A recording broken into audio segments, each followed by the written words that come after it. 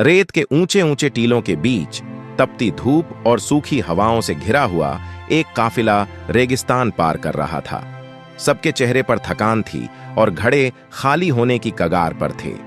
तभी एक आवाज गूंजती है, क्या ये काफिला बच पाएगा?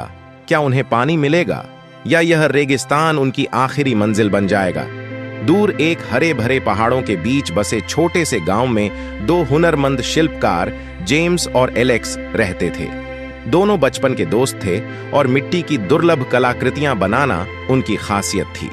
खिलौने, घड़े, बर्तन, चम्मच और सुंदर मूर्तियां जो भी वे बनाते उसमें जान डाल देते। गांव के लोग उनकी कला की सराहना करते थे, लेकिन छोटे से गांव में उनका हुनर उन्हें ज्यादा आमदनी नहीं दे पाता। जहां एलेक्स एक समय में एक ही काम करता था और उसे पूरी मेहनत और लगन से समय पर पूरा करता था, वहीं जेम्स सबको खुश करने के चक्कर में कई काम एक साथ ले लेता। नतीजतन वह काम समय पर पूरा नहीं कर पाता और खुद को थका हुआ और परेशान महसूस करता।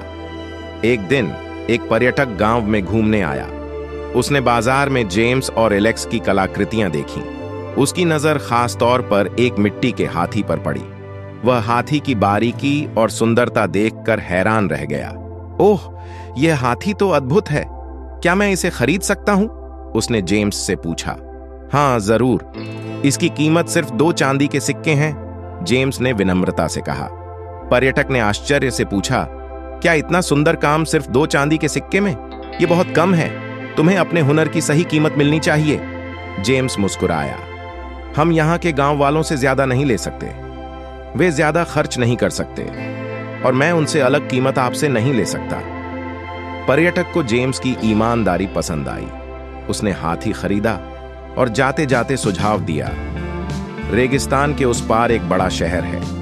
वहां लोग कलाओं के दीवाने हैं। अगर तुम अपनी कलाकृतियां वहां बेचने जाओ तो तुम्हें अपने हुनर की असली कीमत मिलेगी। उस रात जेम्स और एलेक्स ने इस नए विचार पर चर्चा की। तुम्हारे ख्याल से हमें वहां जाना चाहिए? जेम्स ने पूछा। मुझे लगता है यह एक बेहतरीन मौका हो सकता है, एलेक्स ने जवाब दिया। हमें तैयारी करनी होगी। यह यात्रा आसान नहीं होगी। अगले दिन उन्होंने अपनी गाड़ी में कलाकृतियां, भोजन और पानी भर लिया। काफिला कुछ ऊंटों और गाड़ियों के साथ रेगिस्तान पार करने को तैयार था। जेम्स और एलेक्स ने उत्साहित होकर यात्रा शुरू की। रेगिस्तान का तापमान बढ़ता जा रहा था। सूरज की तपिश इतनी तेज थी कि घड़े पानी सोखने लगे। कुछ दिनों के सफर के बाद पानी की कमी होने लगी। यह क्या हो रहा है? जेम्स चिंतित हो उठा। हमारा पानी खत्म हो रहा है, एलेक्स ने जवाब दिया। काफिले के बाकी लोग भी परेशान थे। तभी जेम्स ने सुझाव दिया, हमें पानी के लिए खुदाई करनी चाहिए। शायद नीचे कहीं पानी मिल जाए। जेम्स ने खुदाई शुरू की। कुछ यात्री उसे अलग अलग स्थानों पर खुदाई करने का सुझाव देने लगे। यहां खोदो, पानी जरूर मिलेगा, एक यात्री ने कहा। जेम्स ने वहां खुदाई शुरू कर दी। थोड़ी देर बाद दूसरा यात्री आया। नहीं, वहां पानी नहीं मिलेगा, उस तरफ खुदाई करो। जेम्स हर बार नई जगह पर खुदाई करता, लेकिन हर जगह उसे निराशा हाथ लगती। जब एलेक्स की नींद खुली तो उसने देखा कि जेम्स ने कई छोटे छोटे गड्ढे खोद डाले थे। जेम्स, तुमने यह क्या किया? एलेक्स ने पूछा। मैं पानी की तलाश कर रहा था, लेकिन कोई भी गड्ढा इतना गहरा नहीं हो पाया कि पानी निकल सके, जेम्स ने मायूसी से कहा। एक ही जगह पर ध्यान लगाना होगा। अगर हम एक ही स्थान पर गहराई तक खोदेंगे तो पानी जरूर मिलेगा।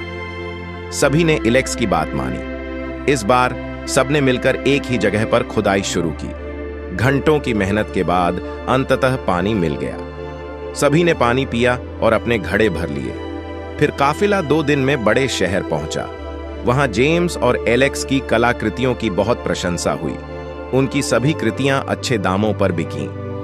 हमने यह सब अनुशासन और एकाग्रता से हासिल किया, एलेक्स ने कहा। तुमने सही कहा, जेम्स ने हामी भरी। मैंने सीखा कि एक समय में एक काम पर ध्यान केंद्रित करना कितना जरूरी है। जेम्स और एलेक्स ने अपनी मेहनत से नई ऊंचाइयों को छुआ। अब उनकी कलाकृतियां स्थानीय और अंतर्राष्ट्रीय बाजारों में बिकती थीं। उन्होंने अपने अनुभव से यह सीखा कि ध्यान केंद्रित करना और सही दिशा में मेहनत करना सफलता की कुंजी है। इस कहानी का संदेश है कि अनुशासन, एकाग्रता और सामूहिक प्रयास से कोई भी समस्या हल की जा सकती है।